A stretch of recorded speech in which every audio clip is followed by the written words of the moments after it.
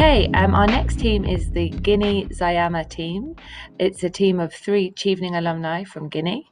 Speaking today will be Iya Saidou Conde, and answering questions will be Mamady Kobele Keita. So over to you.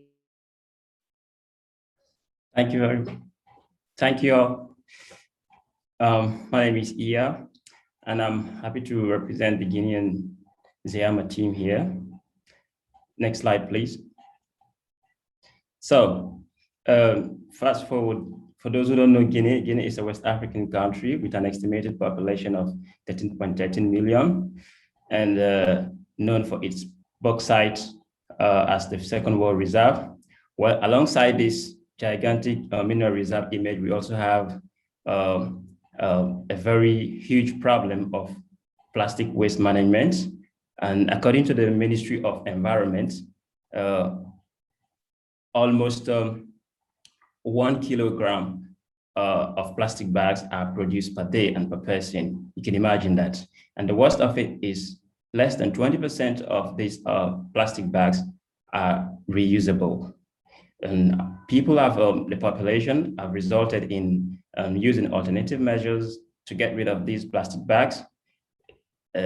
For instance, burning them in open air with all the environmental consequences, you know, and it's quite often to see in the streets of Conakry, the capital city, plastic bags or garbage is being dumped there.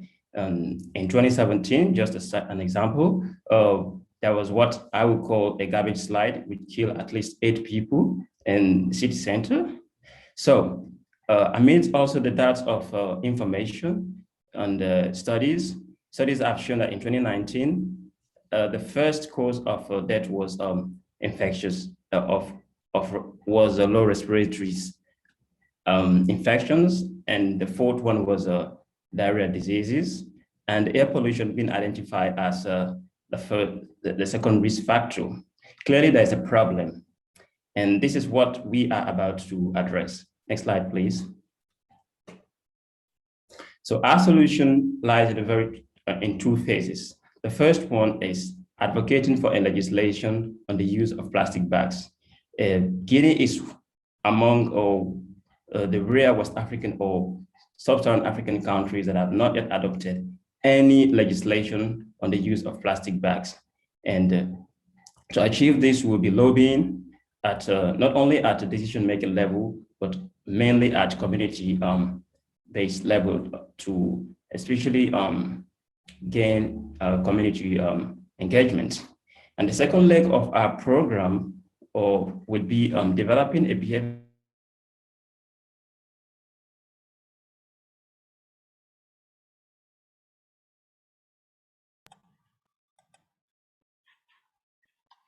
It looks like we've lost Iya there. I'm not sure if another member of the team is perhaps able to step in and pick up the presentation where we were.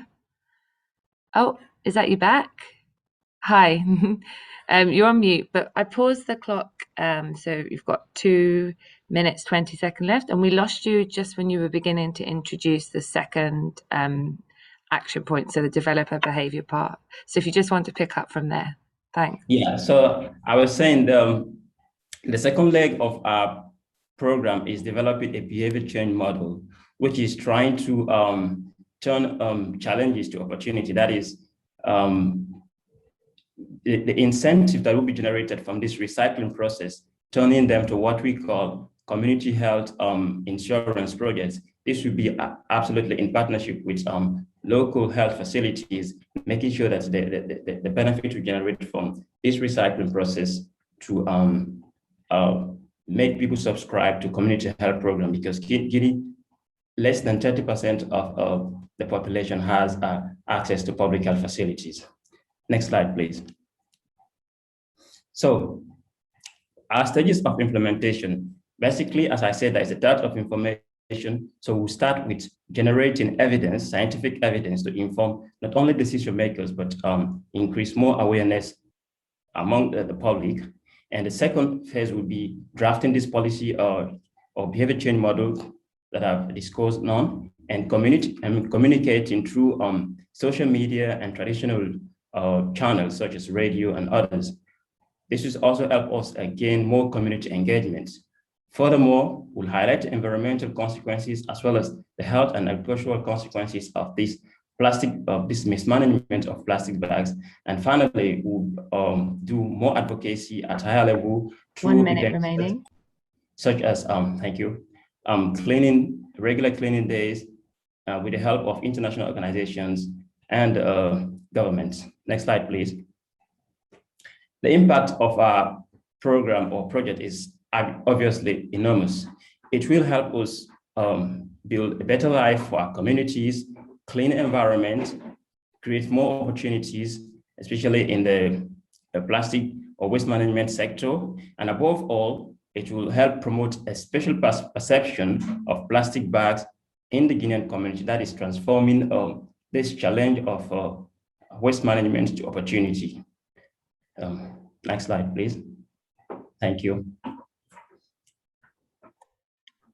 Thank you very much, Iya, and congratulations there on picking back up in the middle. I know that can be off-putting, and you did a great job to get back on track.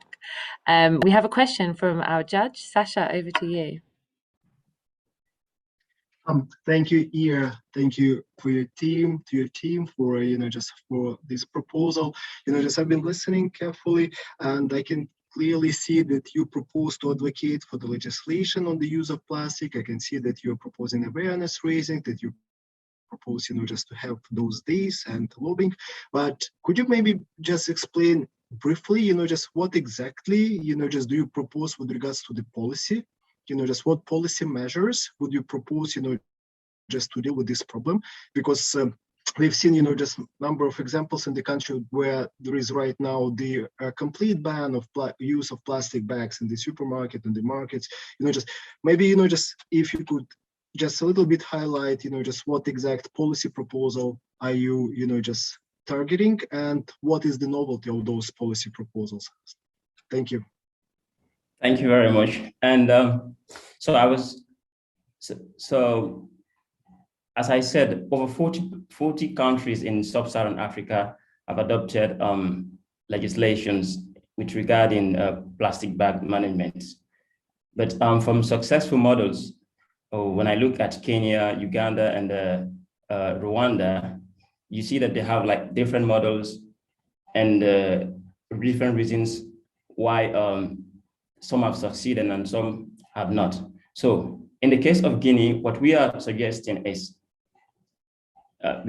based on legislation, it could either be levies, taxes, or completely banning them, but base it on evidence that we will generate on public acceptance and also minimizing the risk of, because you might say, okay, we're going to ban plastic bags in this country as several other countries in Africa, but at the end, if there is no public acceptance, no community engagement, you're not going to be successful in what you will be achieving. And then also, you need to have alternative measures. So first of all, we generate, as I said, evidence, and based on the community perception, to either go with levies or ban.